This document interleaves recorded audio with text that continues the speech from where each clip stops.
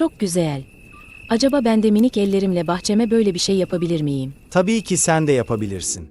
Arasına çamur koyarak taşları üst üste dizebilirsin. Sonra ütü yapar gibi bir tahta parçası ile güzelce çamur ile sıva. Buraya kadar 0 TL, eski bir kilim ile kapla üstünü çimento harcı ile sıva. Kilim beton ile sıvandığında ısıdan etkilenmez yanmaz beton olur. Sonra istediğin renge boya.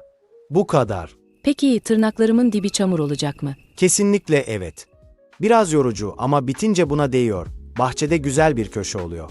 Kadınlar da minik taşları toplayıp tek başına yapabilir. Ama önce ben nasıl yapmışım çamur harcını bir bak. YouTube kanalımda yapılışını anlattığım uzun videoyu izle. Kolaymış ne var bunda ya dersen sen de yap. Veya bahçesi olan bir arkadaşına bu videoyu gönderebilirsin.